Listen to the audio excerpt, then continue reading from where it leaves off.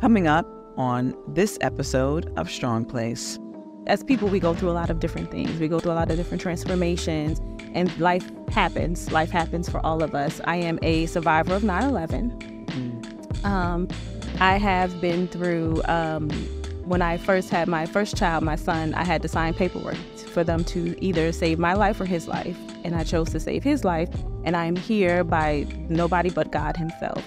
Welcome to another episode of Strong Place by Mental Health America of Central Carolinas. I'm Io Johnson, Executive Director. And today we have Alicia Stevenson. Alicia is a visionary leader and the driving force behind the She Can Foundation, a nonprofit organization dedicated to empowering women on their journey to entrepreneurship.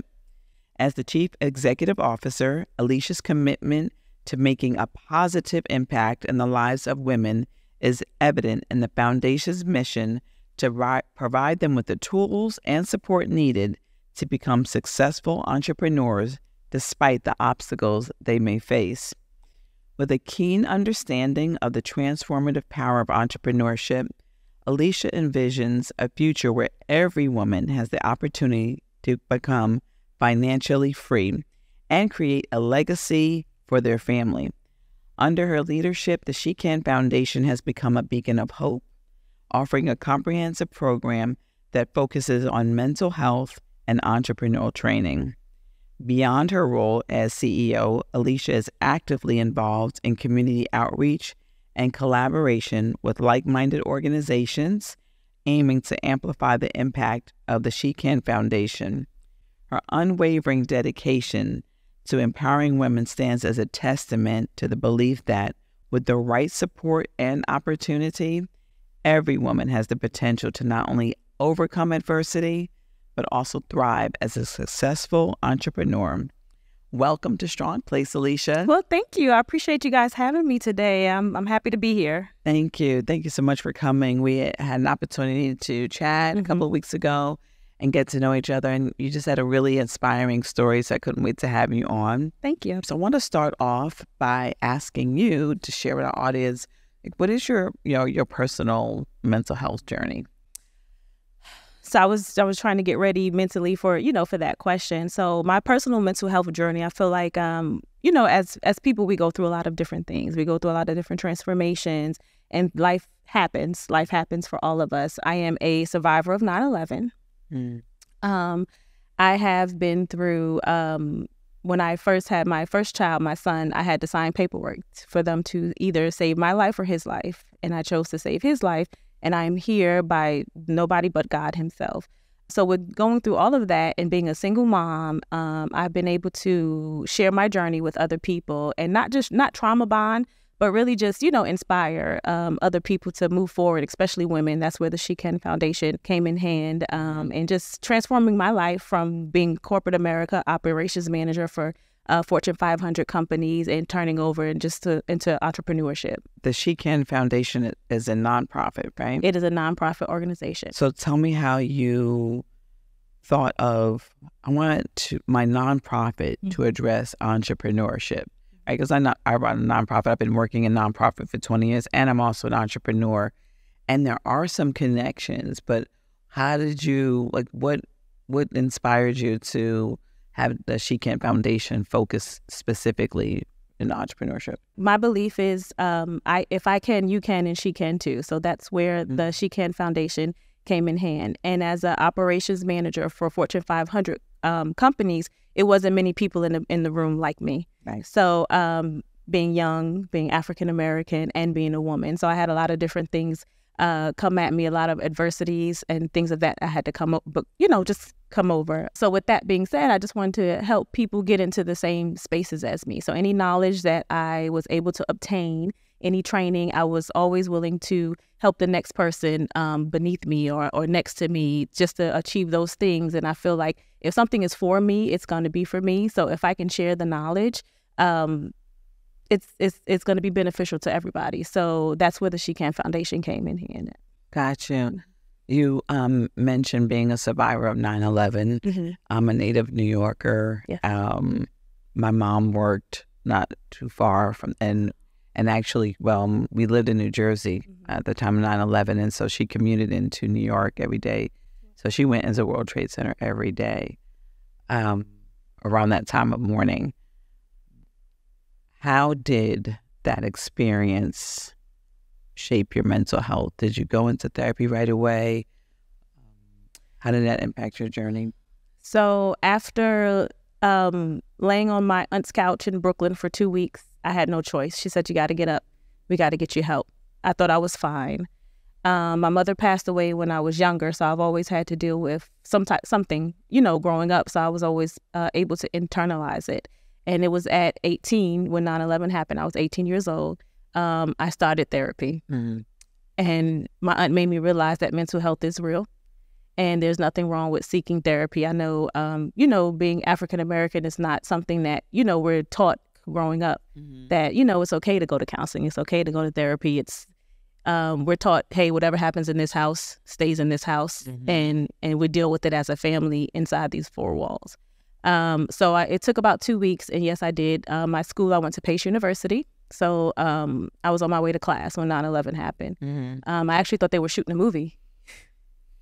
And when it was going, I was like, what's going on? I thought they were actually shooting a movie until I realized when the ground started shaking and, you could hear the second plane hit, and we were all standing outside of the Trade Center where all that was going down. And I think that helped me. And the school was able to provide therapy for us. The country came together. It was outreaches and outsources. And I think that really helped me get through 9/11.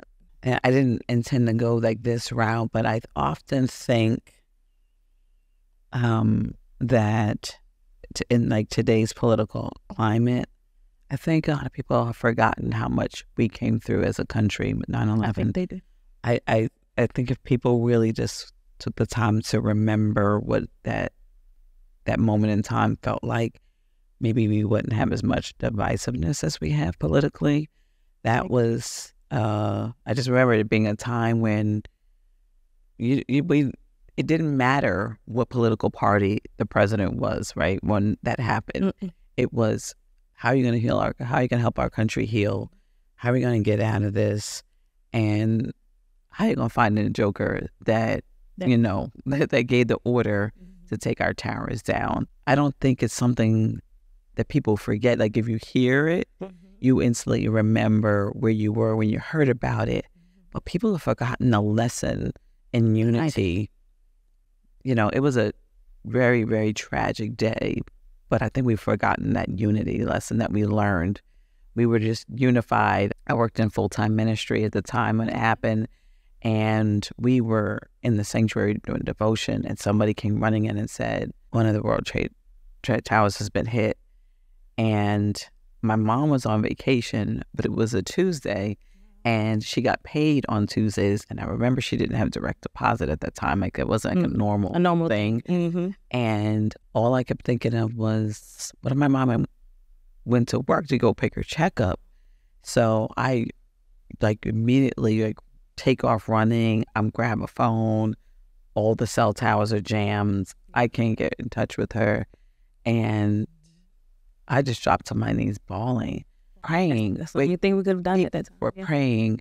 We were unified. It didn't matter what party you were at that time. Not the party, not the religion. I remember when the cell phones weren't working, payphones were working. We still had payphones back then. Yeah. So we were calling from payphones to landlines to our family members to say, hey, we're okay. And we were literally just hanging up the phone. We're okay. I'm okay. And hanging up the phone. Right. And I remember when we started walking, they wanted us to walk across the Brooklyn Bridge. And I was so nervous because if it was that close to the tower, what if the bridge was next with all of these people walking? So we started walking towards Uptown. If you're from New York, you know what that means, Uptown. So we started walking Uptown, and I remember I grabbed the hand of a young lady. She was a Jewish young lady, and we just prayed as we started walking. And you forgot about your religion. You forgot about politics. You just, we were just people at that point. Right. Yeah. Yeah, absolutely. And I think somehow or another, I think that begins the mental health story of our country, right, during that time. In my lifetime that I can remember. There's obviously other times, significant points in history, but that was the first time we remember being, that I would think anybody living at that time would remember being attacked, like on our own soil. So, but we still weren't really talking about mental health. We were really just talking about surviving, how we're going to find the person who did this right at that point, right, and how we're going to recover from it. But it wasn't a mental health recovery. No. And that took, many years. Many I years. believe many years. And I feel like there's people still healing from it. Right. From that moment. Yeah. Let's fast forward. You graduate college. Yes. Right. You were in the for-profit world. Yes. And at some point something changes. What changed for you? At some point, it was, me just being that different person in the room. I actually was given a chance. I went to school to teach. So I was in like elementary. I went to school to teach elementary school, okay. and I don't know if you guys know, but teachers don't make that much. So I had a second part-time job, and I worked at a shoe store. And I remember a lady came in and she said, "Oh, I like the shoes in the window." I said, "Well, come try them." I said, "But I think these will look better on you." And I started talking to her, selling her. She walked out with 5 pairs of shoes, and she gave me her business card. She said, "I don't know what you do, but come see me Monday morning." And I said, "Well, I have to work. I got to go teach. I work. I'm a teacher." And she said to me, she said, "Okay, well, I'll stay late. You come see me. What time can you be there?" I said, "I'll be there about 4:30. She said, "Okay, no problem." I got there and I interviewed for a job. This is the Limited. I don't know if you guys remember the Limited from back in the day, but Kid Express. Okay, yeah, exactly what you mean. And she said, "I absolutely love you." She was like, "What's your salary as a teacher?" She said, "Write it down." And I wrote it down for her. And she said, "I'm going to double that if you come work for me." Wow. And I said, "And doing what?" She said, "You've never worked retail?" I said, "No, I've never been a cashier." She said, No, management." And I said, "Okay." It was something new for me. I've never done retail before. So I gave it a chance. Right. I walked away and I said, okay. And it's been amazing ever since. She gave me my chance. It was her name is Lisa. Mm-hmm. She gave me my first chance in retail. So I contribute that to paying back to, just a woman believing in another woman. Right. And that's where all of the She Can Foundation, like it really rests on that. Just believing in someone else. Right. So you go through the Limited. How long were you there? So I went through the Limited. I worked for like Marshalls and TJ Maxx. I worked for Burlington, White House Black Market. I've done management for all of those companies. And I've always been one of the only ones like me in a room full of, right. And it's women's clothing in most of the places, and right. it's the men that are controlling what we're buying, what we're wearing, what we're doing this, and it's me just the young African American girl like, no, this doesn't work, like let's try this, and just being innovative and thinking out of the box with different things and sayings, and you're gonna get here 99 no's. It's just that one yes, so you got to keep trucking, you got to keep trying, and just never give up. It sounds like just that one pivotal moment, Lisa believing in you. She didn't know who you were, but you said something in that conversation when you sold her those 5 pairs of shoes that she saw a light in you. Do you feel like prior to that, anyone else had seen that light in you? I believe that she was the first one to show that light to me. Because I was young. I was still young. I was probably about 21, 22 years old. So I was still young, and for me, it was, my mom had passed away. I have to get a job. I have to pay bills. I have to, get on my feet. So I didn't think anything outside of any type of box. I didn't even know there was careers in retail. I didn't know that you could make 6 figures in retail. I just didn't know. I just knew, you find a career, you stick with it, and then you retire, and, that's it. That's it. That's it. I didn't know the fun sides of it, the traveling, getting to travel, getting to sit in, board meetings, and just, just really having it's fun. It's a good time. Right. Do you still work both the for-profit side and nonprofit side, or you only do a nonprofit now? So I do a nonprofit. I do have my own business. I have a consulting business that I do run. So I do get to help on both sides through my nonprofit, help women entrepreneurs through that. But I also get to because my background is operations management, I kind of get to come into small businesses, pick apart what, their operations and stuff like that, and get to put it back together again and help them see the vision and just give them the motivation that they may have been lacking and help and empower, foster that empowerment for them. Right. Something else that we have in common, before being a CEO, was a COO. Okay. So I did operations for close to 10 years, and it's a different animal, right? It's a different animal. It is. But I remember one of the, I think a really important point that my CEO my CEO liaison, when I made that transition, made to me was, as COO, you are making a lot of decisions. You're kind of running the day-to-day, but it is very, very different from being a COO, would be on the operations side, to being the CEO, being the face. How did you make that adjustment from going from operations, and now you start this foundation, you're the CEO of the She Can Foundation? There's a different skill set you had to tap into. And still tapping. I'm still tapping. Okay. I'm definitely still tapping. Okay. Because I am a behind the scenes person. I do have a really, really big personality, but I still like to be behind the scenes. I don't like to be in front of the camera. I don't like to, and so I do have to tap into that nervousness side. I have to tap into, just being in front of a camera. It's very, very, very different. Yes. And being operations is, it's paperwork, it's budgets, it's seeing, compliances, it's, things of that nature. But then now adding on to CEO, it's that plus now I have to go out and speak. Now I have to meet with these people. Now I have to, do all of those things. Right. So it's been fun. It's been a very fun journey. And I wouldn't change anything about it whatsoever. Right. Operations is like being the neck. CEO is being the face. And so operations, you're turning the face, but CEO, all eyes are on you. You mentioned about being a single mom. How do you feel like your whole journey has impacted how you parent? I think I parent coming from a realistic point of view, because even being an operations manager, sometimes I'll have 250 employees that I might have to oversee at some point in time. And then it's like I have 2 children, and you have these 2 little ones, and you're like, what do I do with you? But I believe that I come from a realistic point of view. I have a few rules in my household. One, you can't lie to me. I don't care what it is. You're not allowed to lie. Because if you lie to me, you'll steal from me. And you can't live here. And I think with that, and having that set rule with them, with my children, they're 16 and 8. They talk to me about just about everything.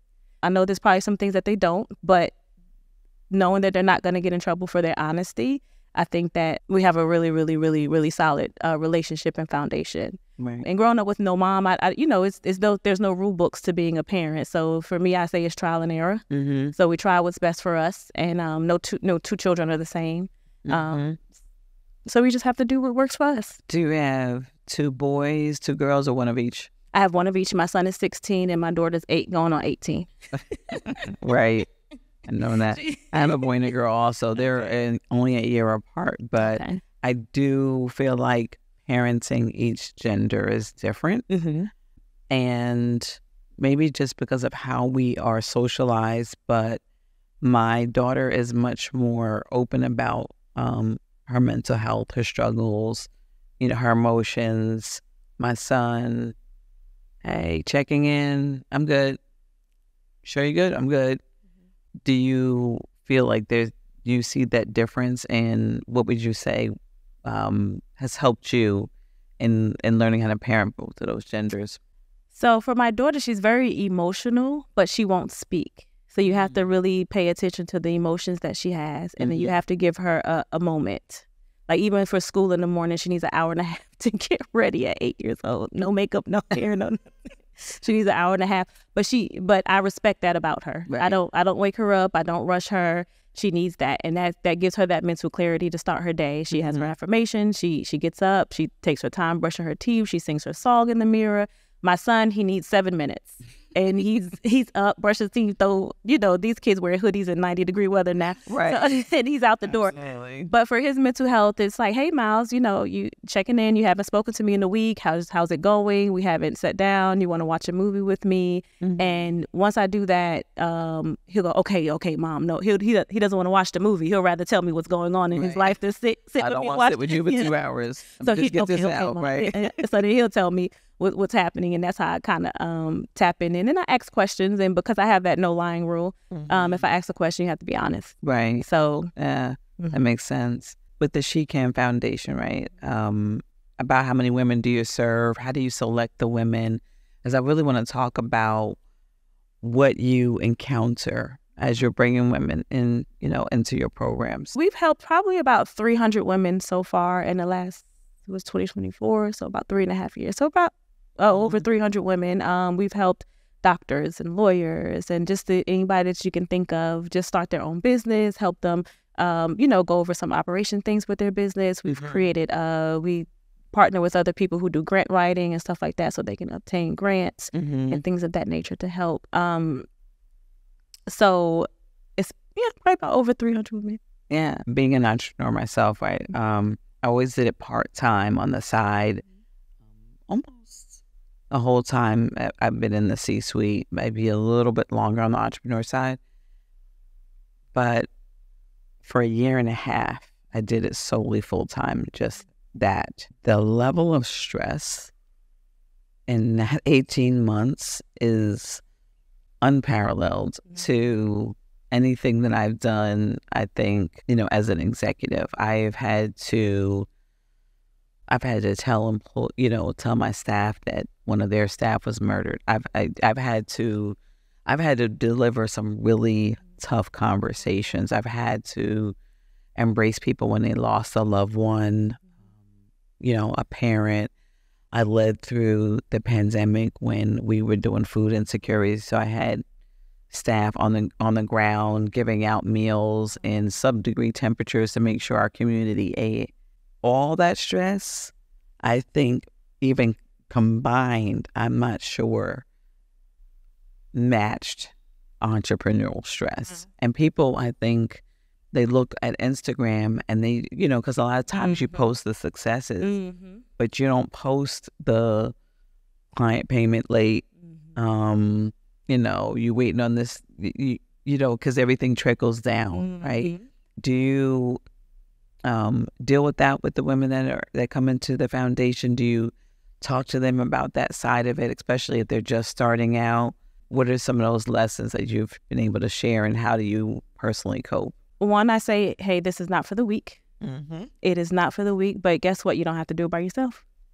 And there's nothing wrong with asking questions. There's nothing wrong with raising your hand and saying, hey, I need help. Like, where do I go from here? What will be my next step? Or if you're in a place where you just don't know what to do, like, these are partners. These are our partners that you can call. These are people that you could, talk to. These are our therapists that we work with, that we've helped, that have created their own practices that are actually, here to help you. Right. So just creating that and curating that safe space where everyone feels safe in it. And, your business is not going to get spread. It's not going to, and we're going through some things.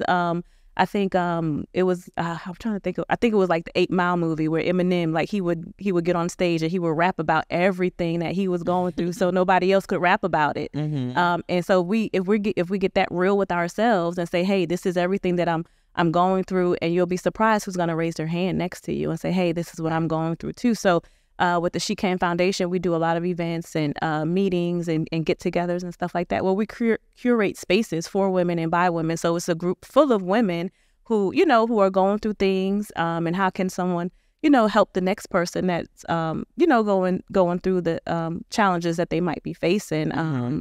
And I have women that I work with who now have invested back into women entrepreneurs, over $1 million.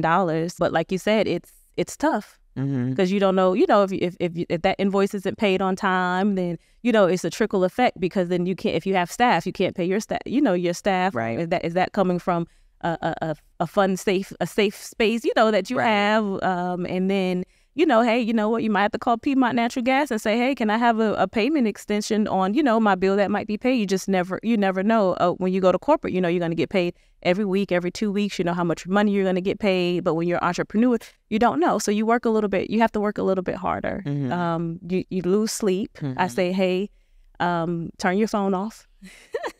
Turn your phone over on its face.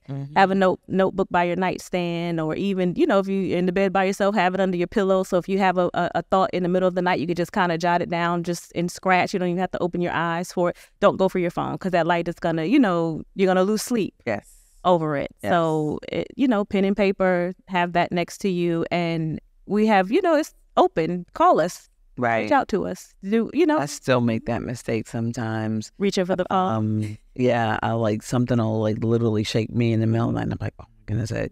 And I need to keep reminding myself, grab the pen and paper, don't grab the phone, because there's something about that blue light. It does. Yeah, it takes, I think, a while for the mind to calm back down after you watch it or you look at it in the middle of the night. And then sometimes you look at it to make a note, but then now you're on Facebook, or now you're checking your email, and then or LinkedIn or something, something to reach out to someone. So right? Yeah. So leave it. If I have one young lady, she puts it in another. She doesn't even take it in her room with her when she goes to sleep. She does not take her phone with her to her room. She leaves it either in her office, downstairs, and she leaves it somewhere else. So that way, if she needs the phone, she has to actually physically go and get it. Right. So she'll grab make you think twice about, do I really need that? Because I don't feel like going all the way over there. Over there to get it. I think I haven't gotten to that point yet. And I don't know if I ever will, just because of my daughter's. She's a full adult, but when you have a child that has mental health challenges, you find yourself sticking to your phone. You never want to miss that call. Right, that call. And we don't have landlines like that anymore. I think I saw a payphone. I forget where I was. And I was like, they actually still have these around, but I don't think it was actual payphone that you put coins in. But it was just nostalgic just to see it when you said payphones. It just literally took me back to growing up in New York. The last time I used a payphone was 2001. Really? 9/11. Really interesting. I don't even know when the last time I used one. I'm not going to even date myself that far back. So growing up, you lost your mom young. I feel like that maybe there's a connection with, you say, growing up without your mom, and now maybe in starting the She Can Foundation, to where you're maybe filling a gap that you felt like you didn't have filled for you. Did you have other women figures that helped fill that gap as you were growing up? Have you thought about that, the correlation of maybe I want to take care of women because I didn't have that person taking care of me? I think it's actually opposite. I did have really good women in my life growing up. So I was very blessed to have, how I grew up with, if someone's older, they might be a cousin, but you have to address them as aunt or uncle. You can't call them by their first names. Once you reach a age limit, right?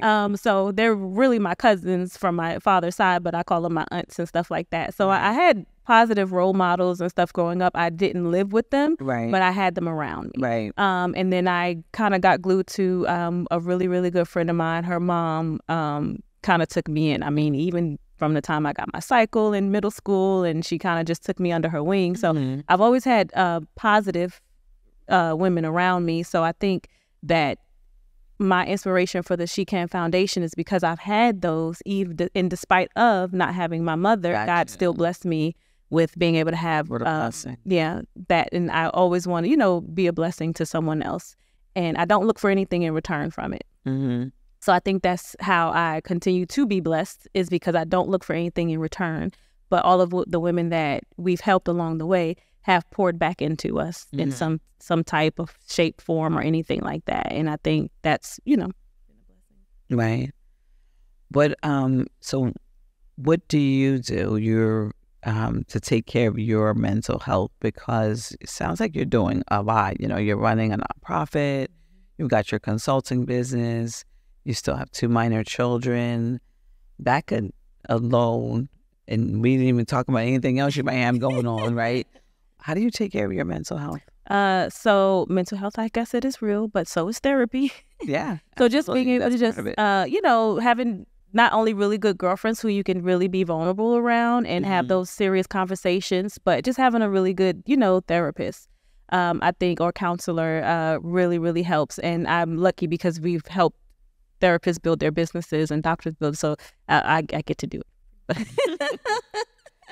And have them on speed. Okay. And get to have them on speed dial and like, oh girl, I'm having a crisis. But I think just really having someone to talk you through things, and help you see the glass half full and never half empty, and see, even though you might not see the blessing in what you might be going through at that moment, there is one. Right. And just trusting the process of it. Right. So I do stop to and if I feel like my anxiety might be getting overwhelming or things of that nature, I stop what I'm doing and I reset, because it's going to still be there. And I was previously on blood pressure medication and I'm totally off of it now. So praise God. Praise God for that. And I think with therapy and just, channeling all of that energy into other things, it kind of helps. And I picked up reading more. So I think that's helped too. That's good. I often tell my kids, those that I mentor, and my staff, like, God doesn't waste an experience. And so you just said something a little similar to that. I just believe that literally that all things work together for the good. And we don't feel like it, like when we're in it, right? It can get a little sticky, a little touch and go, but he just doesn't waste an experience. So I'm like, if you're going through it, it's a reason for it. You're going through a test because you're going to have a testimony on the other side. Right. Absolutely. Absolutely. You mentioned about anxiety. Is that something that you've dealt with since 9/11, or because I think a lot of people's anxiety lately has emerged in adulthood, later in life? How long have you dealt with it? So I believe I've had anxiety probably since 9/11, but it's not something that, you talk about, you go through those, so you don't know what it is. And then I think as I've gotten older, I'm more open with my doctors. I can say more. I'm more comfortable with them as I've gotten older. I don't suggest that. I say be open, as open as you can, as early as you can, as you're seeing doctors and stuff like that. And we were able to channel to what it actually is. And I say that because I thought I was having an anxiety or a panic attack, and I ended up, I didn't say this earlier, but I ended up having a minor stroke. And I'm thinking it was anxiety. And we were all, it's not something that you talk about. You didn't know there was medication for it. There's help for all of those things. So we would self-soothe or things of that nature I would do. But so anxiety is real. And yeah. Did the doctors think that the stroke was brought on by stress, or definitely stress? Because some of it's like lifestyle, poor diet, lack of exercise, but a lot of it is stress. It was definitely stress. Being operations managers was stressful. So it was definitely stress. I had one in 2008, and then I had another one in 2017. And in 2017 is when I decided to change my life. And in 2020 is I decided to walk away from corporate America, from being an operations manager. Because if I'm going to have stress, I'm going to have strokes, it's going to be because of what I do and not because of what anybody else does. So I decided to just change my life after that. Right. Diet, exercise, even though I don't like to exercise, but. So you walk away, what year did you say? 2020. In 2020, before the pandemic officially starts, or we the start of the pandemic, shut down world, everything? June 2020, right in the middle of it. June 2020, I think the world was trying to get back to normal at some point, and then we got shut down again. We got to figure it out again. And I said, you know what? I'm not doing this. I said, I prayed and prayed and prayed, and I woke up one morning. It was right after my son's birthday, and I said, okay, I'm listening. I don't know what's in store for me next, but I'm ready. Did you just quit cold turkey? Did you give them a lot of notice? How did you make that transition? Oh, I never want to quit cold turkey. Just in case I need to go back ever. Listen, you'd be surprised in the stuff I have heard. My younger brother is like, yeah, I just went out for lunch and never went back. Actually, my son did that once. Oh, wow. Job too. Yeah. So men handle things a little bit differently, I think, sometimes than women. My work ethic's a little old school. So right. I here's my notice. Right. Here's my notice. So, what can we do to make you stay? They always want to offer you more money. They, but it wasn't about the money for me. It was about the peace of mind. It was about, me being able to, be with my children as they're getting older, having a flexible schedule, not having the stress of what this person, and I can focus on myself and my children. So I was able. God has been good. Right. Yeah, it's been good. That's not an easy decision to come to. What would you what advice would you give to someone who is thinking about jumping from corporate into full-time entrepreneurship? Whew. First of all, finances. You definitely have to think about finances.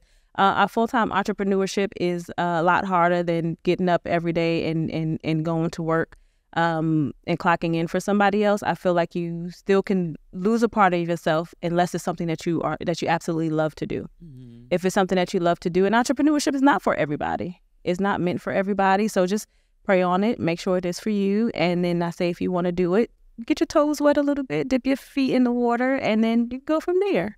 Right. You suggest doing it part-time first? Definitely part-time first. Definitely part-time. And then what is the threshold, you think, for people to say, okay, I can really do this full-time?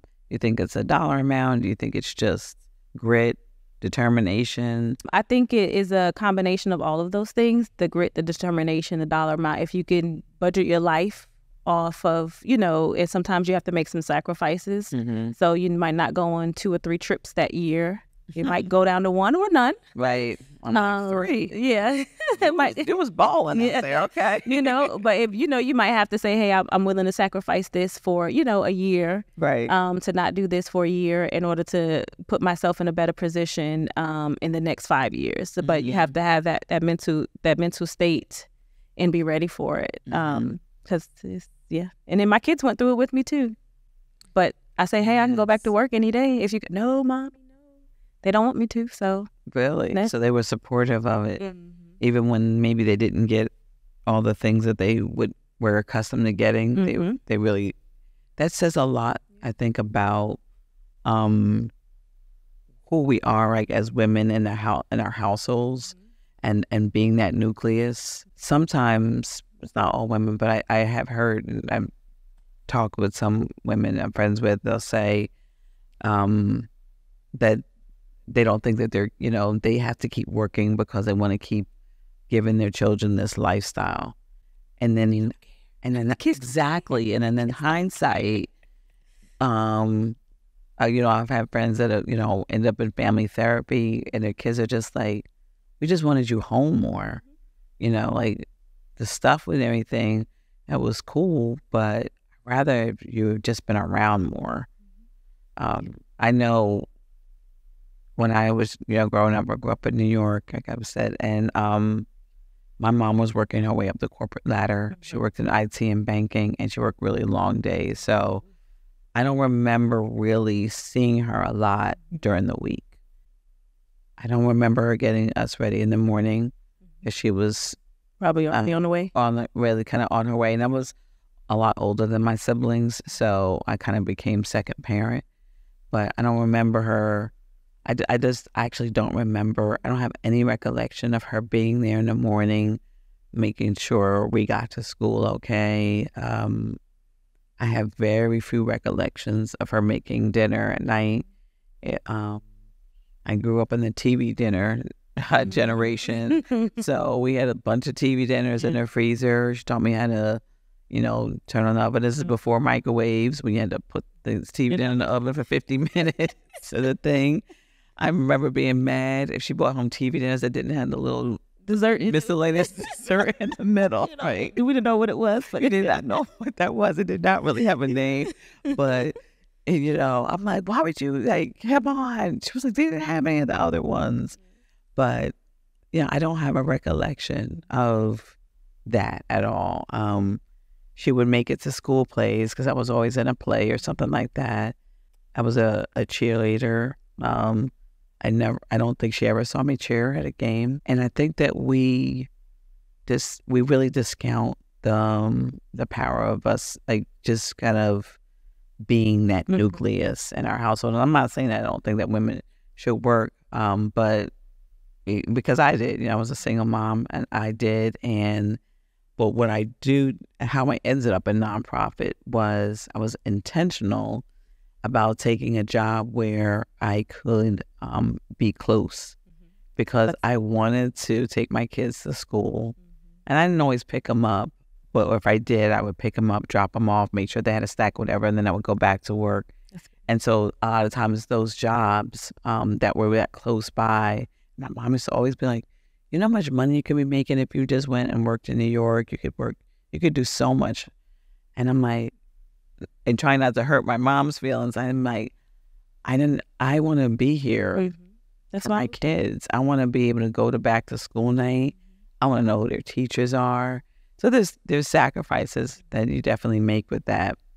But I think we underestimate the power. So I applaud you and your kids for, you having that conversation, because that never even came up. It just never came up in our household. Like you said, like, you just kind of dealt with things. They love me being home, the flexibility that I have. Working for yourself. And then I can, before I would have to take my daughter and drop her off at 5:30 in the morning for someone else to take her to school. Have to pay before school care, after school care, and things of that nature. Now I get to, she likes to ride the bus, so she doesn't want me to drop her off. So I can't walk her to the bus stop anymore now. She's hitting that age, huh? So, I have to just watch from the window. I can't even stand in the doorway anymore. So I have to watch from the window. And I got it, Mom, I got it, but I have to watch her from the window. So she, and then now my son in high school, they start school so early in the morning. So early. It's still dark. It's still dark out, right? It's still dark outside. But just, before I would cook and meal prep, so that way they, they would be able to microwave their dinners at night if I was working late. But now I get to have dinner on the table at 6:00 every Monday through Thursday, because Friday they get to eat whatever they want. That's nice.